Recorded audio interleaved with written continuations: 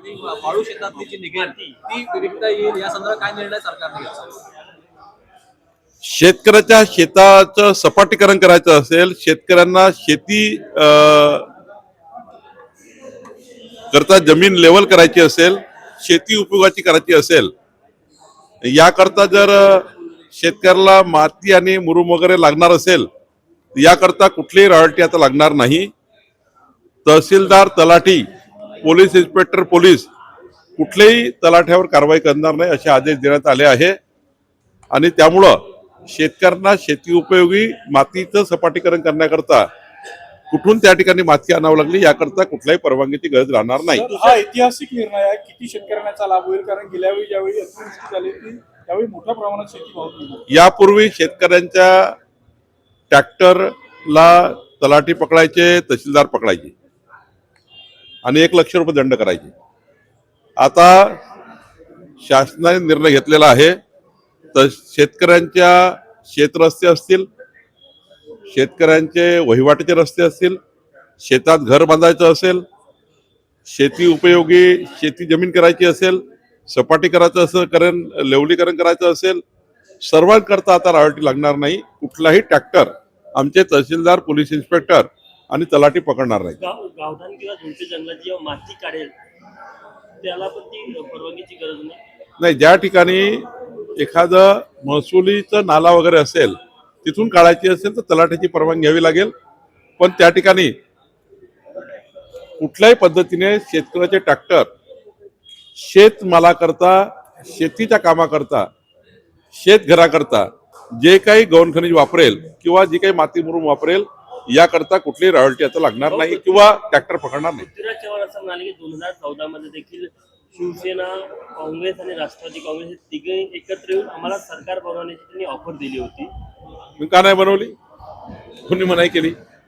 शेवटी मला पृथ्वीराज चव्हाणजीला हे सांगायचं आहे की शिळ्या भाकरी का खाता? शिळ्या भाकरी का खाता? आता तुम्ही वर्तमानाचं बोला ना.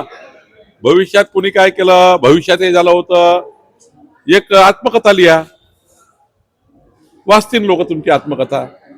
पण हे आता मीडियामध्ये अशा पुढ्या सोडणं काही योग्य नाही.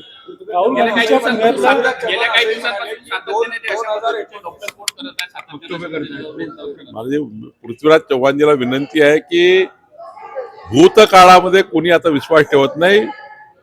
वर्तमान आणि भविष्य यामध्ये पृथ्वीराज चव्हाणजींनी काळजी घेतली पाहिजे. राहुल गांधी आंदोलनाला बसले आहेत दिल्लीमध्ये. राहुल गांधी दिल्लीला आंदोलनासाठी बसलेला आहे. त्यांचं म्हणणं आहे की जंतर मंतरवर जे पॅलेटचा वापर झाला होता त्याच्यावर गुन्हा दाखल व्हायला पाहिजे. असं आहे, ते नौटंकी आहे. त्यांना असं वाटतं काहीतरी जमून द्यायला. आता युवकाचे आंदोलन करून काहीतरी बेस जमेल देशामध्ये असं वाटतं. देशातला बेस खचकलेला आहे राहुल गांधीचा. कोणी गर्दी जमा होत नाही, मान्यता नाही आहे. काँग्रेस पार्टीचा थैथयाट झाला आहे. त्यामुळं काहीतरी बेस पकडून एखादा मुद्दा हाताशी लागला तर लागला, गाजराची पुंगी वाजली तर वाजली, असं चालू आहे राहुल गांधीचं. नागपूर महानगरपालिकेच्या सर्वसाधारण सभेमध्ये वंदे मातरमचे 2च कडवे गाण्यात आले. त्यावर काँग्रेसने आता टीका केली की काँग्रेसवर टीका करत असताना भाजपच्या घरामध्ये अशा प्रकारे 2 कडवे वाजवले जातात. कुठे? नागपूर महानगरपालिका कालच्या सर्वसाधारण सभेमध्ये. मला असं वाटतं की काहीतरी टेक्निकल चूक झाली असेल. पण आमच्या प्रत्येक सभेमध्ये, प्रत्येक सभागृहामध्ये, विधिमंडळ सभागृह, राज्य सरकारचे कार्यक्रम असेल, केंद्र सरकारचे कार्यक्रम असेल, शासकीय कार्यक्रम असेल, शाळा असेल, सर्वीकडे पूर्ण वंदे मातरम त्या ठिकाणी गायलं जात आहे. आणि खरं तर याला कोणी समर्थन नाही. वंदे मातरम गीत पूर्ण गायलं पाहिजे. देशाच्या सरकारने कायदा केलेला आहे, या कायद्याचं पालन केलं गेलं पाहिजे.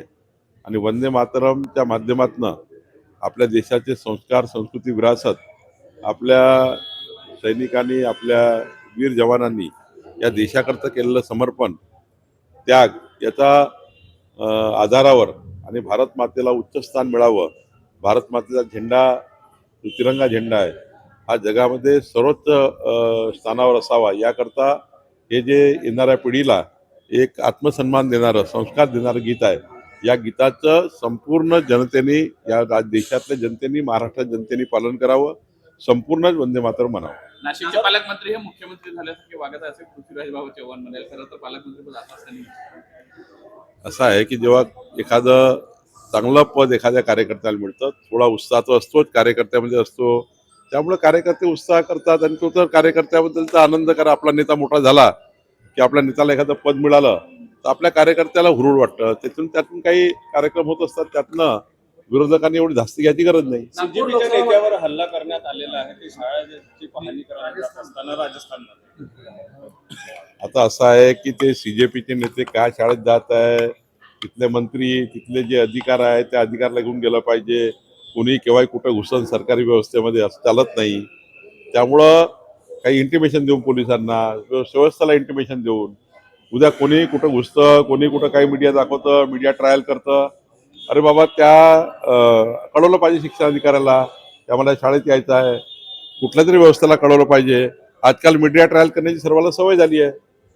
एका अंगणवाडीच्या सेविकेने शालेय पोषण आहाराचं एक वास्तव पण केलं होतं.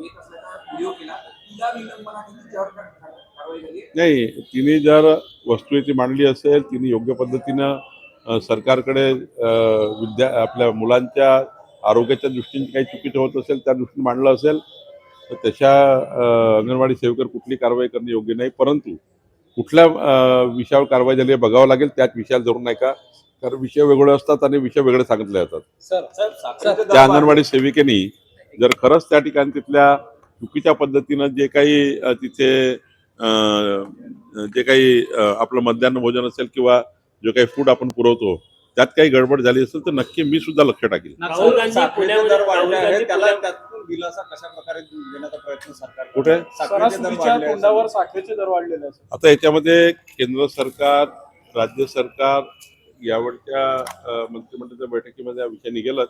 माननीय मुख्यमंत्र्यांनी लक्ष टाकलेलं आहे. निश्चित ते केंद्राशी बोलून जी काही स्टॉकची पोझिशन आहे किंवा जे काही तिथे साठा कमी जास्त असेल किंवा जे काही पुरवठ्यामध्ये काही परिस्थिती निर्माण झाली असेल त्यामुळं किंवा वेगवेगळ्या कारणामुळं आजकाल लोकांनी शुगर केन कारखान्यांनी साखर न बनवता डायरेक्ट इथेनॉलमध्ये सुद्धा मोठ्या प्रमाणावर पार्टिसिपेशन केलं आहे. म्हणजे आधी साखर बनवायचे कारखानदार, पण आता इथेनॉलची प्रक्रिया आल्यामुळं डिरेक्टली आपण साखरला बायपास करून इथेनॉल बनतं. त्यामुळं मोठ्या प्रमाणावर साखर साठा किंवा साखर बनण्याची पद्धती कमी झाली असेल वगैरे असं काही जरा आम्हाला पूर्ण या ठिकाणी केंद्र राज्य सरकारचा समन्वय करून यातून मार्ग काढता येईल. देशात सत्ता बदल होईल तर तो काँग्रेसमुळे नाही तर भाजपचे पंतप्रधान नरेंद्र मोदी यांच्यामुळे होईल. 12 वर्षाचा कार्यकाळ जो पाहिला त्याच्यामुळे होईल आणि तसं म्हटलं 2029 मध्ये ते पंतप्रधान होणार नाही तर अमित शहा होते, पृथ्वीराज चव्हाण होणार. आमच्या पक्षामध्ये डोकवण्याची फार पद्धती पृथ्वीराजजींनी करू नये. आमच्या पक्षामध्ये सामूहिक निर्णय करणारा पक्ष आहे. मोदीच्या नेतृत्वातच सारे त्या ठिकाणी आम्ही काम करतो. आमचा या ठिकाणी पारिवारिक व्यवस्थेतून चालणारा पक्ष आहे आणि या ठिकाणी कुठली भानगड होत नाही.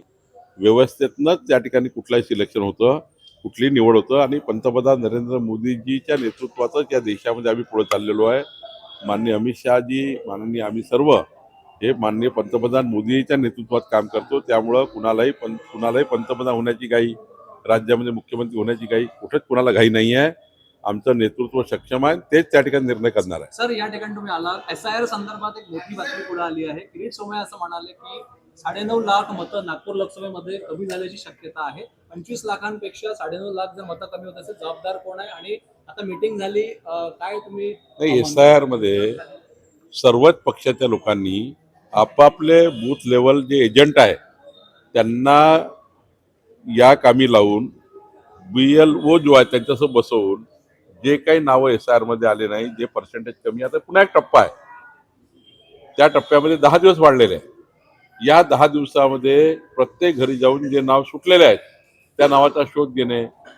तर मृत झाले ते कमी होणार, स्थानांतरण झालं ते कमी होणार, ज्या ठिकाणी बोगस आहे ते कमी होणार, एकाच नाव 4-4 झालं ते कमी होणार. त्यामुळं काही कमी झाले, पण एक 5-10% मतं अजून त्या ठिकाणचे काय राहिले का, सुटले का? या देशामध्ये राज्यामध्ये राहणारा कुठलाही मतदानापासून वंचित राहू नये याकरता आमची कार्यशाळा होती. म्हणून चिंता व्यक्त केली की एवढ्या मोठ्या प्रमाणावर जर लोक सुटले असतील त्यांचं जागृत करा, जनजागरण करा. सर्वच पक्षांनी जनजागरण केलं पाहिजे. एकटी भाजपची जबाबदारी नाही आहे. आता हे रोहित पवार परवा गेले भेटायला निवडणूक आयोगाला, त्यांनी उलट त्यांच्या लोकांच्या सांगितलं पाहिजे आपल्या पक्षाच्या लोकांना की तुम्ही तिथे SIR मध्ये भाग घ्या, SIR मध्ये लक्ष टाका. त्यांनाही सांगितलं निवडणूक आयोगाने प्रत्येक पक्षाची मदत मागितलेली आहे निवडणूक आयोगाने, आणि त्यामुळे इकडं निवडणूक आयोगाला मदत करायची नाही, ग्राउंडवर काम करायचं नाही, तिकडे फक्त पेपरबाजी करायची, फोटो काढायचे, असं चालणार नाही. त्यामुळं आमची जबाबदारी आहे, सर्वच पक्षाची जबाबदारी आहे, आमच्या बूथ लेवल एजंटची जबाबदारी त्यावेळी पूर्ण करू. म्हणून किरीट सोमय्याजी बोलले की पुन्हा एकदा काम करा, पुन्हा चेक करा कोणतं मत सुटलं का, कोणतं मत सुटलं का. आणि SR झाल्यावर मात्र मग ती परिस्थिती आहे, एकदा मतदारातून नाव गेलं तर पुढं मात्र जे परिणाम गंभीर आहेत. मतदारात नाव नसणं म्हणजे आधार कार्ड आहे, मतदाराचं नाव नाही, त्यामुळे अनेक गोष्टीचं हे होणार आहे. जनगणनेवर त्या ठिकाणी प्रभाव पडणार आहे. SR मध्ये नाव नाही, मतदारांचं नाव नाही, मग जनगणनेमध्ये नाव कसं येईल ही चिंता आहे. त्यामुळं सर्वच गोष्टीने लक्ष दिलं पाहिजे असं किरीट सोमय्याचं म्हणणं आहे. निधी वाटपात भेदभाव होत आहे असं नरेंद्र भोंडेकर म्हणाले होते. खरं तर उदय सामंत नाही, बिलकुल नाही. मी या गोष्टीशी सहमत नाही. नरेंद्र भोंडेकरांना काही गैरसमज झाला असेल तर मी दूर करील. समन्वय समितीमध्ये एक फॉर्म्युला तयार झालेला आहे, त्या फॉर्म्युल्याप्रमाणे जिल्हाधिकाऱ्यांना आदेश गेलेला आहे. जिल्हाधिकारी त्या फॉर्म्युल्याप्रमाणे जे सत्ताधारी पार्टीचे आमदार त्यांना किती, त्या ठिकाणी विरोधी पक्षाच्या आमदारांना किती, सारा फॉर्म्युला ठरलेला आहे, त्यांनाही गेलेला आहे, कलेक्टरला गेलेला आहे. त्यांनी भाषणात ते बोलले असतील तर मला माहित नाही का बोलले, त्यांचा गैरसमज झाला असेल तर दूर करू, पण त्यांना त्यांच्या इच्छाचा पैसा मिळतो आहे, मिळणार आहे. अभिजित दिपके जी शाळेची पाहणी करतात ते कायदेशीर कायद्याच्या कसोटीत तेच सांगतो मी, या देशाला प्रत्येक लोकशाहीमध्ये अधिकार आहे, पण एखाद्या शासकीय व्यवस्थेमध्ये शाळा तपासणी करताना त्या ठिकाणी जर काही असेल तर आपण दुरुस्त करू. पण सारंच काही खराब आहे, सारंच काही चुकलं आहे, हे काही मला त्या ठिकाणी योग्य नाही. त्यांनी जर काही शाळा व्यवस्था तपासली असतील तर शिक्षणाधिकारी असेल, मुख्याध्यापक असेल, या सर्वांना त्या ठिकाणी विश्वास घेऊन केलं पाहिजे. अचानक शाळेमध्ये जाऊन त्या ठिकाणी कुठल्याही पद्धतीनं असं एखादी सरकारी रेट मारल्यासारखं हे योग्य नाही. आपल्या मुख्याध्यापक असेल, शिक्षणाधिकारी असेल, त्यांना सांगून त्यांना त्या ठिकाणी शेवटी कधी कधी तर आपण असे लोक मग खूप आहेत त्या ठिकाणी की बाकी लोक त्याचा गैरफायदा घेऊ शकतात. त्यामुळे अभिजित दिपकेंना एखादी गोष्ट माझी त्यांना विनंती राहील की बाबा तुम्ही जात असताना त्या ठिकाणी जे काही व्यवस्था आहे तिथली, त्या व्यवस्थेला पहिले आधी कळवलं पाहिजे आणि मगच त्या ठिकाणी पुढे गेलं पाहिजे. थँक्यू.